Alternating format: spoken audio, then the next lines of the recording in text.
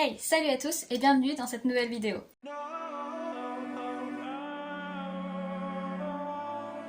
Dans la storytime précédente, je vous ai parlé de mon année et demie en études d'infirmière et du coup ce qui m'avait amené à les arrêter. Petit point qui apparemment n'était pas très clair dans la storytime précédente, la neuropsy qui m'a parlé de cette maladie était elle-même atteinte. C'était pas très clair dans l'autre vidéo donc je voulais du coup repréciser ce point ici avant de commencer. Du coup on en était resté à j'ai arrêté les études d'infirmière et je cherche quoi faire. Ce qu'il faut savoir c'est que lorsqu'on fait des études d'infirmière, la première année, si elle est validée, permet d'obtenir le diplôme d'aide-soignante. C'est donc assez naturellement et assez rapidement que j'ai décidé de faire valoir ses acquis afin de pouvoir travailler en tant qu'aide-soignante par intérim en attendant d'intégrer autre chose.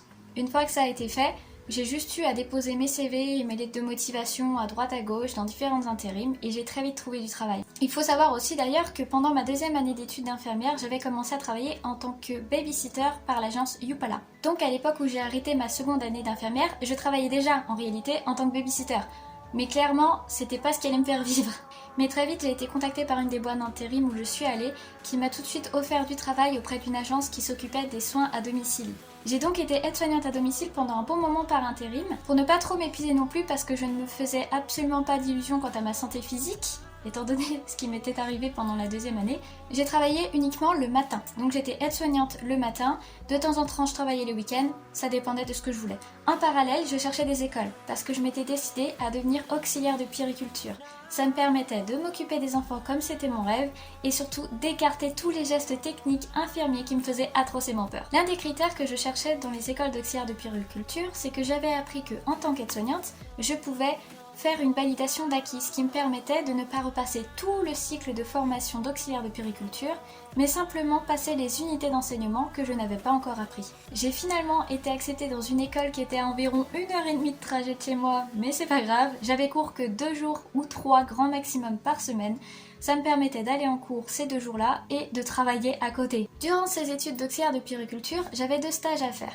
Comme pour la précédente vidéo, je ne vous ferai pas un détail de comment se sont passés mes cours d'auxiliaire de puériculture car ce n'est pas le sujet, mais évidemment, si vous voulez une vidéo dessus, laissez un petit commentaire et je m'en occuperai. Le seul gros souci que j'ai rencontré pendant ces cours, à part les examens qui me stressaient énormément évidemment, c'est que mon premier stage s'est déroulé en crèche à Paris. Comme je n'habitais pas tout à fait dans la région parisienne, ça aurait été très compliqué pour moi de venir tous les matins, très tôt le matin pour ouvrir la crèche ou rester tard le soir pour la fermer. Heureusement pour moi, ma tata habitait juste à côté, donc c'est elle qui s'est occupée de moi pendant cette période-là. Merci beaucoup à elle et à sa famille de m'avoir accueillie aussi gentiment pendant cette période. Ce qui s'est passé par contre pendant ce stage, c'est que malheureusement, je suis extrêmement allergique aux acariens. Et la chambre de bonne dans laquelle on a accepté de me loger était entièrement tapissée du sol au mur, au plafond. Entre ça et la pollution de Paris, mes poumons ont commencé très vite à tomber malades. Sans compter que c'était dans la période de l'hiver et que les enfants de la crèche aussi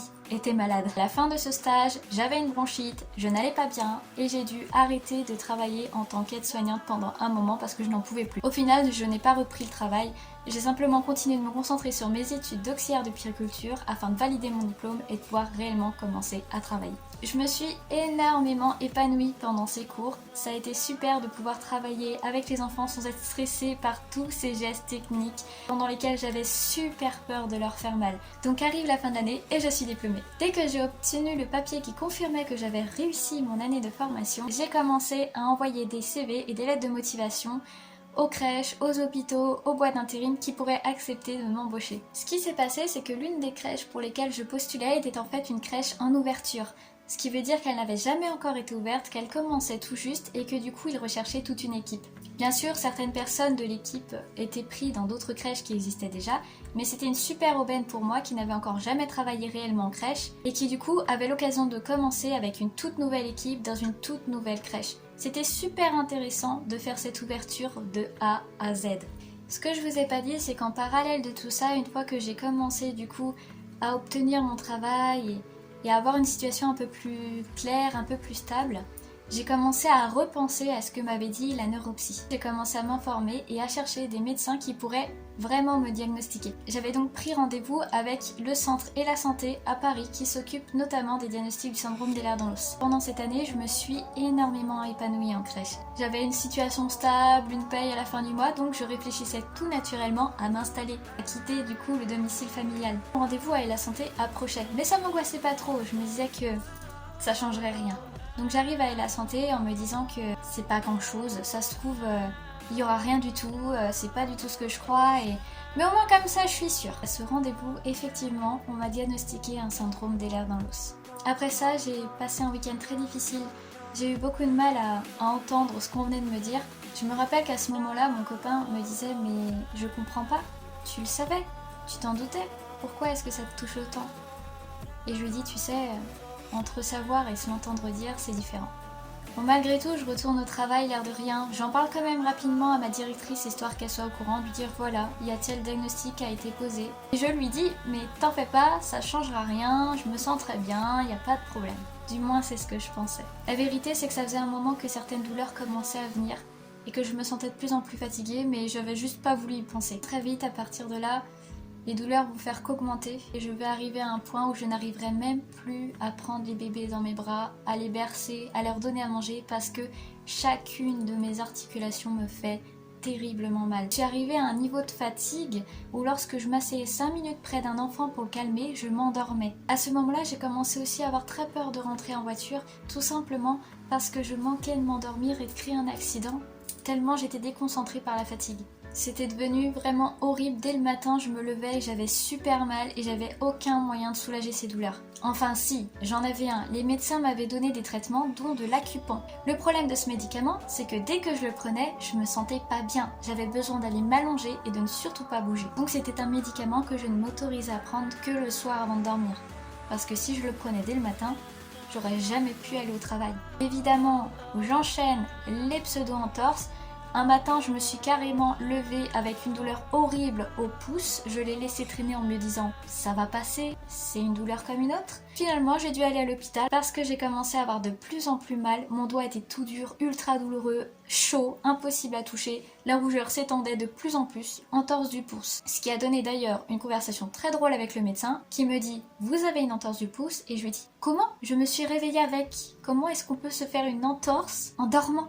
Elle n'a pas eu de réponse. À la suite de ça, j'ai aussi eu en hiver toutes les bronchites. Parce qu'évidemment, en crèche, le problème c'est que les enfants se refilent les maladies au fur et à mesure. Quand c'est pas l'un, c'est le suivant. Que ce soit gastro, bronchite, rhume ou tout ce que vous voulez, tous les enfants y passent, sauf les plus chanceux. Et évidemment pour moi qui attrapais tout avec une facilité exceptionnelle, j'ai enchaîné 3 bronchites en hiver. Je sortais d'une bronchite, je rattrapais une bronchite d'un autre enfant, et ainsi de suite. Moi qui m'étais débarrassée de mon asthme, enfin débarrassée, je sais pas vraiment si c'est ce qu'on peut dire, mais en tout cas j'en avais petite, j'en avais plus, et là, après ma 3e bronchite, je refais de l'asthme. Donc je me retrouve évidemment arrêtée avec un traitement pour l'asthme, tout est normal.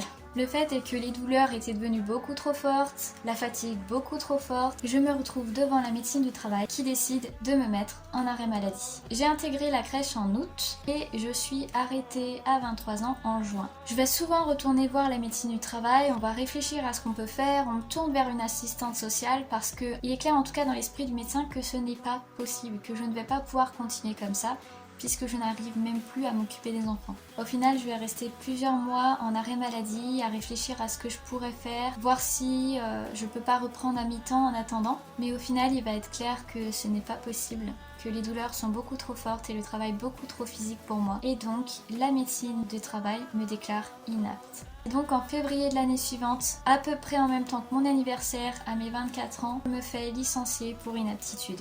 Ce licenciement pour moi ça a été vraiment l'un des plus gros coups durs. C'était un travail que j'aimais énormément, j'adorais travailler là-bas, m'occuper des enfants, jouer avec eux, les voir sourire. C'était vraiment un travail qui me tenait énormément à cœur. J'ai énormément pleuré à cette période, le fait de perdre ce travail que j'aimais. J'arrêtais pas de me demander pourquoi moi j'ai eu énormément de mal vraiment à accepter cette maladie et j'y travaille encore. L'une des choses qui m'a poussée à me battre contre ça, à me relever et à trouver autre chose à faire, continuer à me battre pour ma vie malgré tout, ça a été ma mère. Dans l'une des périodes où j'étais très mal, je lui dis « Maman, pourquoi moi ?» Ma mère a pas su me répondre à ce moment-là, elle était triste pour moi, elle m'a pris dans ses bras, et elle pouvait rien faire de plus, et c'est normal. La chose à laquelle je n'avais pas pensé en lui disant ces mots, c'est que ma maladie est en fait héréditaire et que c'était de ma maman que je la tenais. Ce qui s'est passé du coup, c'est qu'après ces mots-là, ma mère a passé la nuit à y penser et s'en est voulu énormément.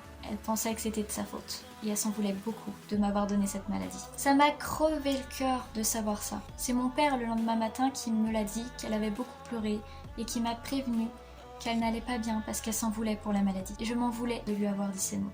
Alors je lui ai écrit une petite lettre pour qu'elle puisse la trouver lorsqu'elle rentrerait, lui disant qu'elle ne devait absolument pas s'en vouloir, que ce n'était pas de sa faute, qu'elle n'avait rien demandé elle non plus, qu'elle n'avait jamais voulu cette maladie. D'ailleurs, elle n'était même pas au courant qu'elle avait cette maladie en elle avant que je sois diagnostiquée et que je ne lui en voulais absolument pas.